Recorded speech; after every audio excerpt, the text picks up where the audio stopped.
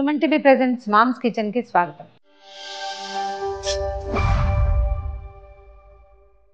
Evening స్నాక్స్గా రకరకాల వడలు చేసుకుంటామండి. మినపప్పు పిండి కనుక రుబ్బుంటే ఫ్రిడ్జ్లో సాయంత్రం మసాలా గారెలు వేసుకోవచ్చు, శనగపప్పుతో మసాలా వడలు వేసుకోవచ్చు, పెసరపప్పు పుణుకులో లేకపోతే పెసరపిండితోటి గారెలో వేసుకోవచ్చు. ఏదైనా ఒక వడ, ఒక చిన్న ఫ్రై ఐటెం చేసుకోవాలి అంటే రకరకాల పదార్థాలు ఆలోచిస్తాం. అందులో మనం సాధారణంగా ఆలోచించని అటుకులు కూడా ఉన్నాయి. అటుకులతోటి కూడా చక్కగా సింపుల్గా ఒక అరగంట నానితే చాలు, అరగంట కూడా పట్టదు, ఒక పావు గంట నానితే చాలు. అటుకులు కనుక ఉంటే పాత అటుకులు కొంచెం ముతగ్గా ఉండే అటుకులతోటి ఆ వడలు చాలా చక్కగా కుదురుతాయి, టేస్టీగా ఉంటాయి. ఎక్కువ ఇంగ్రీడియంట్స్ కూడా ఏం లేవు, జస్ట్ అటుకులు ఉండి ఓ 3-4 స్పూన్లు పెరుగు, ఓ 3 స్పూన్ల బియ్యపిండి ఉండి, ఓ ఉల్లిపాయ, కాస్త కొత్తిమీర ఉంటే చాలు, చక్కగా వడలు వేసేసుకోవచ్చు. ముతగ్గా ఉన్న అటుకులను తీసుకుని ముందు శుభ్రంగా నీటిలో వేసి కడిగేయండి. దీనికేం కొలతలు ఏం లేవు, మనకు కావాల్సిన క్వాంటిటీని బట్టి ఎన్ని కావాలి, ఎంతమంది ఉన్నాము అనే దాన్ని చూసుకుంటే పిల్లలకి ఈవినింగ్ స్నాక్ అయితే ఓ 2 కప్పులు వేస్తే సరిపోతుంది. ఓ పెద్ద కప్పుతోటి అటుకుల్ని మంచినీళ్ళు పోసి శుభ్రంగా బాగా 3-4 సార్లు కడిగేసి తర్వాత నీటిలో నుంచి తీసి పిండేసి పక్కన పెట్టుకోవాలి. ఏంటంటే తడి తగిలేసరికల్లా అటుకులు వచ్చేస్తాయి, చక్కగా తెల్లగా వస్తాయి. మేము ఎర్ర అటుకులు తీసుకున్నాము, రెడ్ పోహా అని దొరుకుతుంది, అది కాకపోతే మీరు మామూలు అటుకులు కూడా తీసుకోవచ్చు. ఈ పైనుండే ఇసుక దుమ్ము పోయేలాగా 2-3 సార్లు కడిగేసరికి మెత్తగా అయిపోతాయి. మనకి ఒక అరగంట 20 నిమిషాలు అలా ఉండగలిగేటట్టయితే ఇలా వదిలేసి వాటితో తర్వాత మనం పిండి కలిపేసుకుని వేసేసుకోవచ్చు. ఒకవేళ లేదు ఇప్పటికిప్పుడే మనం కడగానే కనుక వడలు వేసేసుకోవాలంటే శుభ్రంగా మిక్సీ జార్లో వేసేయండి, ఇది మెత్తగా అయిపోతుంది. ఆ తర్వాత మిగిలినవి కలిపేసి వడలు ఒత్తేసుకోవచ్చు. మొత్తం నీరంతా పిండేసి మనం ఒక చిల్లుల పళ్ళెంలో వేసామనుకోండి, నీరు పోతుంది కానీ పూర్తిగా వదిలిపెట్టదు. అందుకని పిండితే ఎక్కువ బాగా క్రిస్ప్గా వస్తాయి అన్నమాట, తడి ఎక్కువ లేకుండా.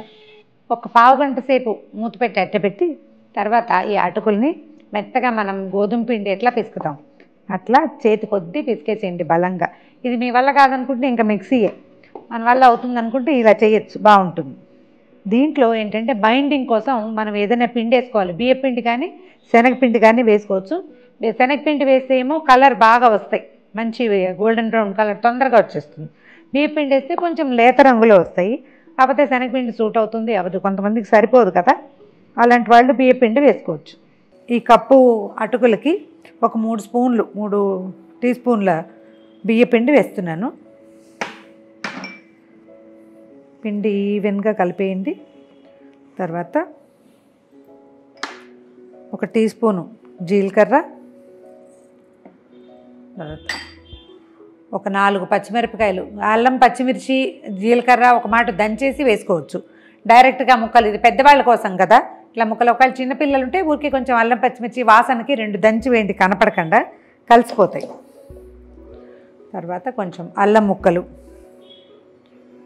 ఇది ఈవినింగ్ స్నాక్గా బాగుంటుందండి. అంటే డీప్ ఫ్రై ఐటమ్స్ అంత హెల్దీ కాదు కదా అని చాలామందికి ఒక ప్రశ్న ఉంటుంది. నిజమే, కానీ మనం డీప్ ఫ్రైలు అవి తినకుండా ఎక్కడ ఉంటాము? ఎప్పుడు హెల్దీ ఐటమ్స్ అయితే తినగలమా? తినలేము. మనకేదో వర్షాకాలము లేకపోతే ఈవినింగ్ ఎవరైనా గబుక్కున్న ఫ్రెండ్స్ వస్తారు, కొంచెం బాగుంటుంది ఏదైనా తింటే, అలాంటప్పుడు ఇంకా తప్పనిసరిగా ఇవి చేసుకోవాల్సి వస్తాం. బయట నుంచి కొనుక్కొచ్చిన డీప్ ఫ్రైడ్ ఐటమ్స్ కంటే బయటికి వెళ్ళి తినే వాటికంటే మనం ఇంట్లో చేసుకునే ఫ్రైడ్ ఐటమ్స్ ఎప్పుడూ మంచివే, ఏం అనుమానం ఏం పడక్కర్లేదు. కొంచెం ఒక మీడియం సైజు ఉల్లిపాయ కట్ చేసాము చిన్నవి, తర్వాత కొంచెం కొత్తిమీర, కావాలంటే ఇందులో కరివేపాకు కూడా వేసుకోవచ్చు. ఇప్పుడు ఏం చేద్దామంటే దీనికి రుచికి సరిపడా ఉప్పు చూసుకుని వేసుకోవచ్చు. దీంట్లో క్యారెట్ కూర కొంచెం కలుపుకుంటే పింక్గా బాగుంటుందండి. సో దీంట్లో ఏంటంటే ఒక 3-4 స్పూన్ల పెరుగు. ఇప్పుడు ఇది ఎండాకాలం కదా, కొంచెం పుల్లటి పెరుగు వేసుకుంటే ఎక్కువ రుచిగా కూడా ఉంటుంది, పెద్దగా నీరు అవసరం ఉండదు. ఈ పెరుగు లూజు దీనికి సరిపోతుందన్నమాట. పిండి చక్కగా ఈవెన్గా కలిసిపోయిందండి. పిండి కలిపి పక్కన పెట్టుకుని స్టవ్ మీద ఒక మూకుడు పెట్టుకుని నూనె పోసుకోవటం. తర్వాత ఈ పిండిని మనం చిన్న వడలాగా తట్టి నూనెలో వేసుకోవటమే. మూకుడు ఆన్ చేసి నూనె పోసేసుకుందాం ఇందులో. ఇది డీప్ ఫ్రై ఐటమేనండి, షాలో ఫ్రై చేయడానికి అంత బాగా కుదరదు, కాకపోతే పొంగదు ఎక్కువగా, అంచేత మనకి సరిగ్గా సరిపడా పోసుకోవచ్చు. కాస్త వెడల్పాటి దాంట్లో పెట్టుకుంటే మనకి వీలుగా ఉంటుంది. నూనె కాగే లోపల ఈ పిండిని కాస్త చక్కగా చిన్న చిన్న వడల్లాగా తట్టి పెట్టుకుందాం. ఇది గారె కాస్త నూనె చేయి చేసుకుంటే ఏంటంటే ఇది చక్కగా వస్తుంది, నీట్గా నున్నగా వస్తాయి. తడి చేయి చేసుకోవాల్సిన అవసరం లేదు. తడి చేసుకుంటే ఇది పిండి వదిలేస్తుంది, తర్వాత నూనె ఎక్కువ లాగేస్తుంది. అడ్జస్ట్ చక్కగా సరి చేయటము, వడల్లాగా తట్టేసుకోవటం, అన్నీ చేసి పెట్టుకుని ఒక్కొక్కటి వేయించేసుకోవచ్చు.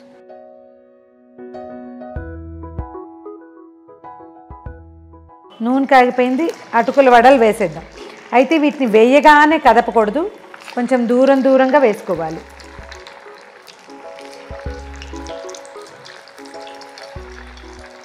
ఒక 6-7 వేసుకుంటే సిమ్లో పెట్టి నిదానంగా వేగనిద్దాం. ఈ పొగ ఆగే వరకు ముట్టుకోవద్దు. పొగ ఆగిన తర్వాత అప్పుడు కదిపితే సరిపోతుంది. మామూలు వడగలకి ఈ అటుకుల వడలకి ఒక చిన్న తేడా ఉంది. ఇది కొంచెం ఎక్కువ టైం తీసుకుంటుంది. నిదానంగా వేయించకపోతే లోపల క్రిస్ప్గా ఉండదు. శనగపప్పు వడలు అయితే క్షణాల్లో వచ్చేస్తాయి, దీనికి కొంచెం టైం పడుతుంది.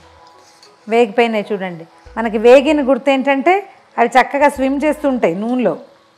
స్విమ్మింగ్ స్టేజ్కి వచ్చినాయంటే తీసేయడమే. ఇంకా కొంచెం ముదురు రంగు కావాలి, ఇంకా క్రిస్ప్గా ఉండాలంటే మరి కాసేపు అట్టు పెట్టాలి, కానీ లేకపోతే అవసరం లేదు. ఇది చూడండి.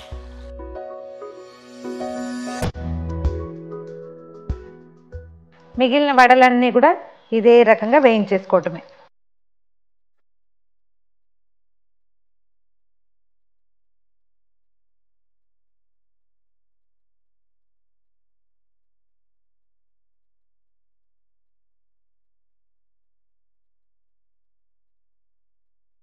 ఇదిగోండి మన కరకరలాడే అటుకుల వడలు.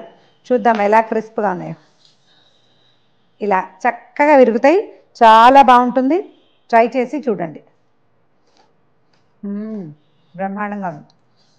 దీంతో టమాటా పచ్చడి, పుదీనా పచ్చడి, కొత్తిమీర పచ్చడి, ఏవైనా ఎర్రటి ఆకుపచ్చటి పచ్చళ్ళతోటి వడ్డించండి.